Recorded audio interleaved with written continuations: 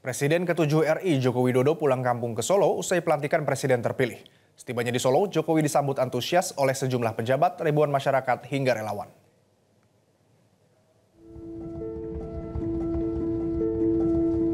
Momen pulang kampung Joko Widodo ke kota Solo Minggu petang disambut antusias oleh masyarakat dari berbagai daerah.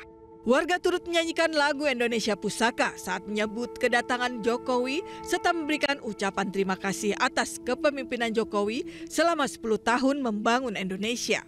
Masyarakat menyambut iring-iringan Jokowi mulai dari Bandara Adi Sumarmo hingga di kediaman Presiden ke-7 Jokowi di kawasan Sumber Solo. Total ada 15 titik penyambutan. Saya kan sudah sampaikan mau tidur. Jangan tidur dulu, Pak. Masa 10 tahun kita kan bekerja keras untuk negara dan ini purna tugas ya, barang sehari 2 hari lah tidur. Kedatangan Jokowi dan Iriana didampingi langsung Panglima TNI Agus Subianto dan Kapolri Listio Sigit. Mereka mengaku mendapatkan perintah dari Presiden Prabowo Subianto untuk mengawal Jokowi hingga tiba di Solo untuk memastikan segala rangkaian berjalan lancar.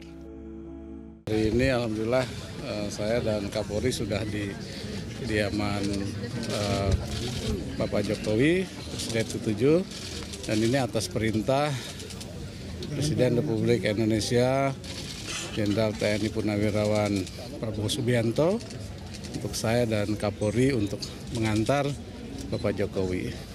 Sesuai dengan perintah Pak Presiden, Pak Prabowo Subianto, untuk menjaga, mengawal, mengantar, dan memastikan semua kegiatan bisa berjalan dengan baik.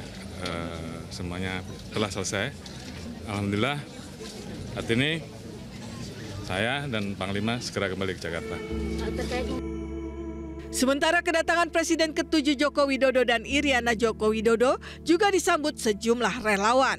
Ketua Umum Relawan Solidaritas Merah Putih, Sylvester Matutina, mengatakan usai mengawal pemerintahan Jokowi selama 10 tahun, para relawan Jokowi selanjutnya akan terus memberikan dukungan kepada pemerintahan yang baru, yakni pemerintahan Prabowo Gibran.